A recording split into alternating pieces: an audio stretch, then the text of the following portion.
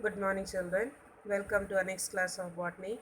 In today's class, we are going to study two topics: three-point test cross and multiple alleles. So, first, let's study about the three-point test cross. Three-point test cross is an efficient mapping technique to construct based on the results of the three-point test cross. In the last class, we have already studied what is gene mapping. So, gene mapping is what? It is a diagrammatic representation of the distance of the gene. Okay, distance between the adjacent gene that we are representing diagrammatically. That is called as gene mapping. Here, and we have studied that gene mapping is directly proportional to the recombination frequency. So here it is said that if we calculate the recombination frequency of the three-point test cross result, based on that, when we are making a cross, that cross will we are making a mapping of the gene, that will be the most efficient one. Okay, so here what is this three-point test cross? So here it analyzes the inheritance patterns of the three alleles by test crossing a triple recessive heterozygote with a triple recessive homozygote. So how we are making this cross? By crossing a triple recessive heterozygote with a triple recessive homozygote. We are making a test cross with a triple recessive heterozygote with a triple recessive homozygote. So based on this result, the gene mapping is done. Next, it helps us to understand the distance between the three alleles. So here three alleles we are considering. So here by making this cross, we can able to understand the distance between the three alleles and the order of the three genes where they are located in the chromosome. So this we can study best with an example in the maize plant. In a maize plant, the three recessive alleles are found. They are small l, small g and small s. So these are the three recessive alleles. They control three traits. Small l is for lazy or prostrate growth habit. That is, the plant they do not grow erect but they grow parallel to the ground. So this is controlled by this recessive allele small l. Next, small g for the glossy leaf, that is the shiny leaf. And next is small s is for the sugary endosperm. More carbohydrate is present in the endosperm. So here, this three recessive allele, they are crossed with the wild type or the dominant alleles. So the parent plants are capital L, capital G and S. That is the dominant type. They are crossed with the small recessive alleles, that is small l, small g and small s. Next, the gametes for the respective plants. So dominant plant, the gametes are capital L, capital G and capital S. For the recessive plant, the alleles are small l, small g and small s. So after crossing, we get an F1 trihybrid. So here we are getting the F1 trihybrid is capital L, capital G and capital S with small l, small g and small s. So here this is a heterozygous plant. Okay, so triple heterozygous plant. This is crossed with the, next we have to do the test cross. So this heterozygous F1 plant, which is a trihybrid, this is crossed with the triple recessive allele. So here F1 heterozygous plant is capital L, capital G, capital S, small l, small g, small s. This is crossed with small l, small g, small s. This is a homozygous variety. So here in this cross, the plant produce 8 different type of gametes and it produce total number of 740 progenies. So here in the table you can find here, in this table you can find the different type of progenies, the gametes and the total number of progenies obtained. So here you can find the normal wild type, that is the dominant type, capital L, capital G and capital S, total number of progenies 286. Lazy type you can find small l is for lazy, small l, capital G and capital S, 33 progeny. Next is the glossy. Glossy is again capital L, small g and capital S. So number of progenies obtained 59. Sugary type capital L, capital G and small s. Number of progenies 4. Lacy glossy. So here small l, small g. Lacy small l, glossy small g and S. So number of progenies 2. Lacy sugary, so small l, capital G, small s, 44. Glossy sugary, capital L, small g, small s, and the number of progenies was 40. Lacy glossy sugary, L, small g, small s, number of progenies are 272. So the total number of progenies found here, it is 740. Now from the above result, we have to be careful about to observe the parental types and the recombinant types. So here from this we have to calculate the what are the we have to remember the parental types and the recombinant types. So what are the parental types? Homozygous, capital L, capital G and capital S, and small l, small g, small s. So these are the parental types. Okay, we have we started the cross with this parental type. So our parental types are they having the alleles capital L, capital G and capital S, or small l, small g and small s. Next, we are taking two recombinant alleles at a time. So here capital L, capital G one time.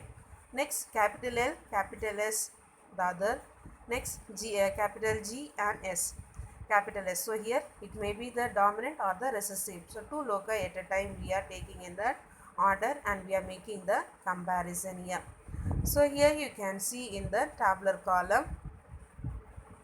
So in the tabular column we can find the first column, you can find the phenotype of the cross. Already we have studied the the gametes. Next, how many progenies are there. Next, you are going to compare the recombinant varieties with the gametes. So here we are taking two locus at a time. So here L and G we are comparing. This L and G we are comparing with the gamete types. So in the first type you can see capital L and capital G is present. Only these two we have to note. These two alleles we have to compare with the two locus. Since here also capital L and capital G is present, the parental type we have to remember it should be either dominant or it should be recessive. All the alleles should be dominant or all the alleles should be recessive. And when you are comparing the locus, only two. The comparing locus should be either in the dominant form or it should be in the recessive form. So here you can see when we are comparing in the plant also you can find it is the dominant allele capital N capital G is present. So there is no recombinant here. The second one you can find small l and capital G is present. So here it is a recombinant because our parental plant is either it is all the dominant allele or it is all the recessive allele. Next, in the third one you can find capital L, small g. So again here it is a recombinant. Fourth one you can find capital L and capital G. So here we are locus also has the dominant same L and G alleles. So here it is non-recombinant. Next, small l, small g. Again in the no recombination is there. So no recombinant. The sixth type you can find small l, capital G. So here it is a recombinant. Now in the seventh one there is capital L, small g. So again it is a recombinant. The eighth phenotypic plant small l, small g, small s. So here also no recombinant. So L and G recombinant found to be 176 plants.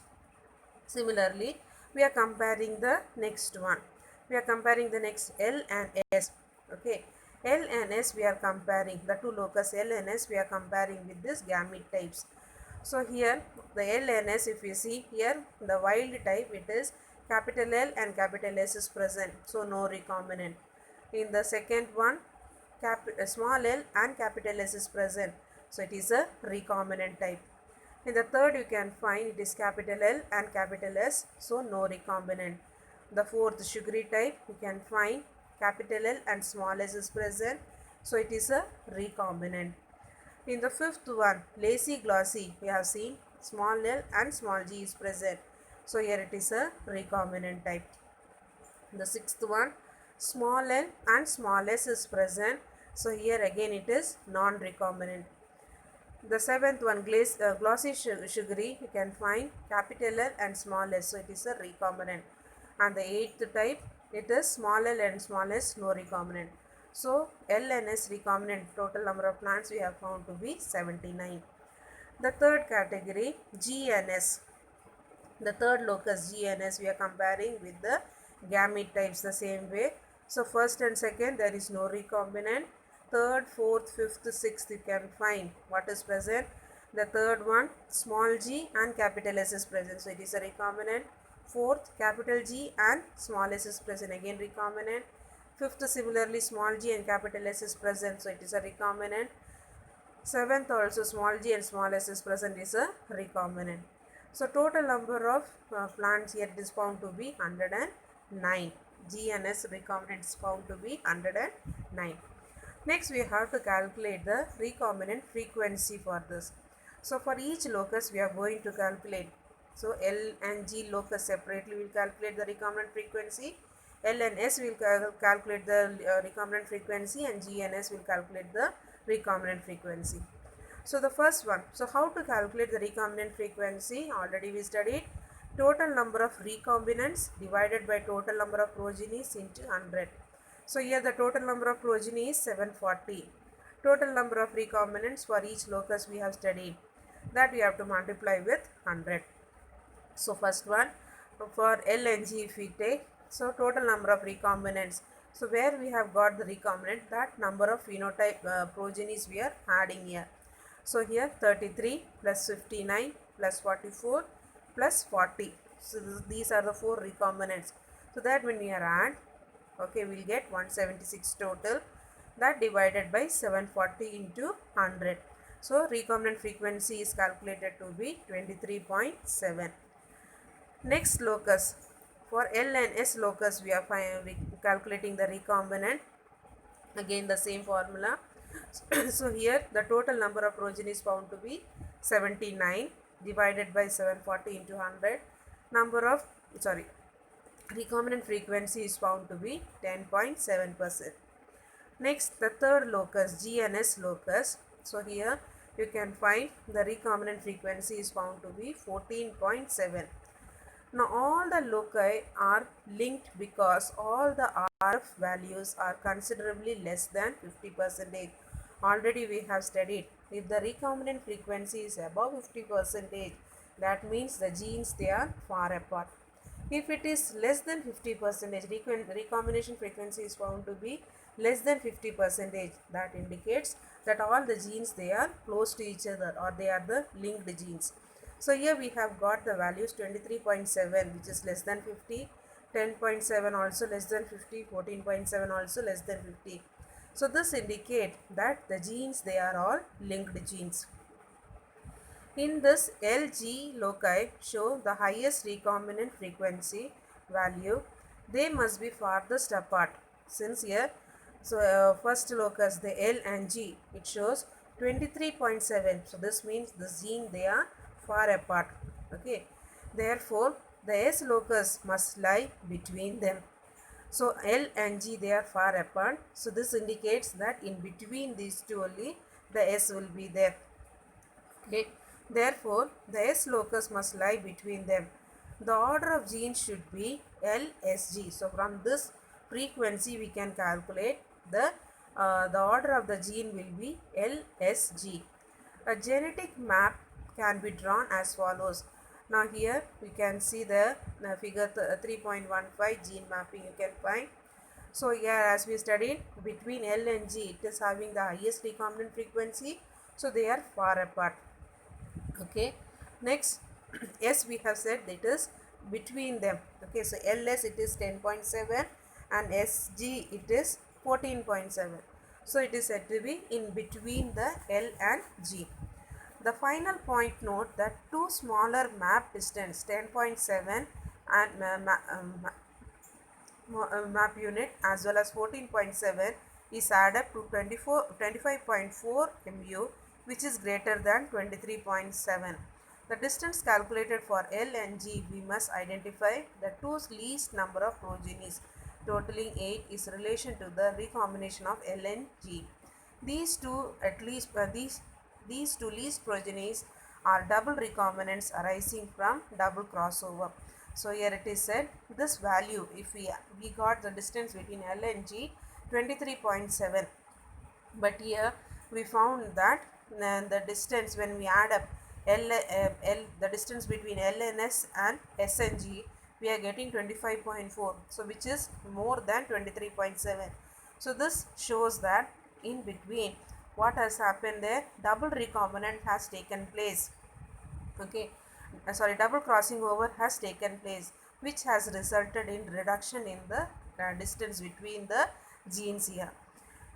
Okay, so a double recombinant progeny, hence we can correct the value adding the numbers 35 plus 59. So the least progenies when we add up, so here that will be reduced. So total number of 740, this number exactly 25.4%, which is identical with the sum of two component values. So here we have studied that is actually from the recombination frequency got the 23.7, but actual measurement we got it 25.4. This indicates that is in between the double crossing over has taken place, and that results in the reduce in the distance between the genes. So here with this we have completed the 3-point test cross. Now already we studied in the previous class the uses. Next topic for today's class we are going to study is multiple alleles. Now what are these multiple alleles? When any of the forms of a gene occupy the same locus in a given pair of homologous chromosome, they are said to be called as multiple alleles. Now already we know each phenotypic trait of an individual depends on a single pair of gene, and each of which has a specific position that is called the locus on a homologous chromosome. Okay, so already we know that each trait is controlled by the gene, and each gene has a particular locus in a homologous chromosome. When any of as we already know, each gene they have minimum two alleles are there. One is the dominant or the recessive. So now here, if three or more alleles are present, and these alleles they are present in the same locus in a given pair of homologous chromosome, then it is said to be a multiple allele. So what is a multiple allele? When three or more alleles they form of a gene, they occupy the same locus in a given pair of homologous chromosome, they are said to be multiple alleles. Now what is the characteristic feature of this multiple alleles? Multiple alleles of a series always occupy the same locus in a chromosome. So as we have studied, these alleles they will be present in same locus. Therefore, no crossing over occurs within the alleles of a series. So here multiple alleles they are present in the same locus. So here no crossing over will take place. Second point, multiple alleles are always responsible for the same character. So since all these alleles are present in one locus and they are for one gene, so they will be controlling one character. Next, wild type alleles of a series exhibit dominant character, whereas mutant type will influence dominance or intermediate phenotypic effect. So as we have studied, wild type, that is the pure form, they will have the dominant character. If because of any mutation is what? Sudden change in the genetic setup. So because of any mutation, it may be because of any chemical or because of any physical factors. If there is mutation is taking place, then what will happen? This dominant character can be affected. So here this dominant character will be affected, or any intermediate characters can also be seen here. Next is when any two of the mutant multiple alleles are crossed, the phenotype is always mutant type and not the wild type. Now, as you studied, suppose this alleles they are undergoing mutation, and this mutant type when they are crossed, our result will also be a mutant type. Again, we will not get the original wild type, will not get. So here four characteristics of multiple alleles we have studied. First one, all the multiple alleles they are present in the same locus, so no crossing over taking place. Next, all these multiple alleles are responsible for same character.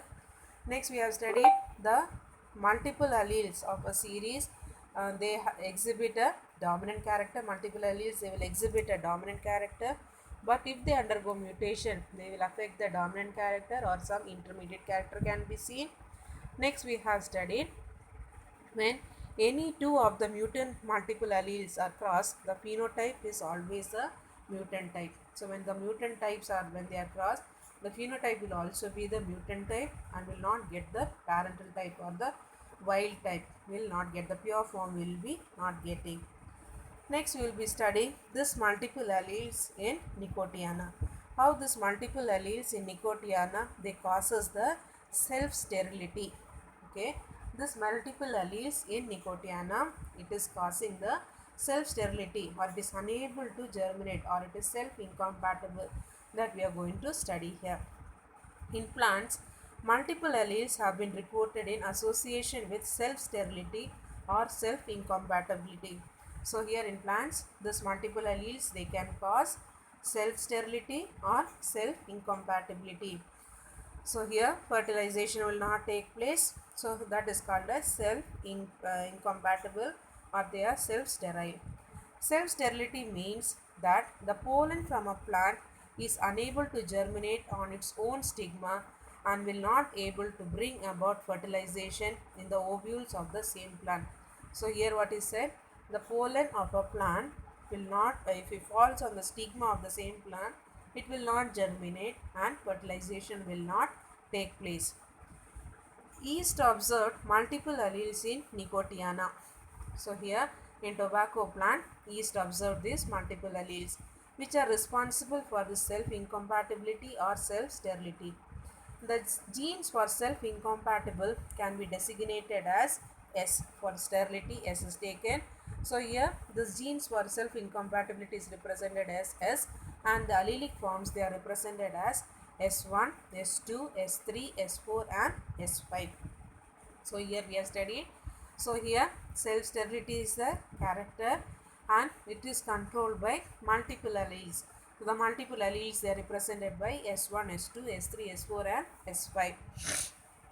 The cross fertilizing tobacco plants were not always homozygous as S1 or S1 S1 or S2 S2.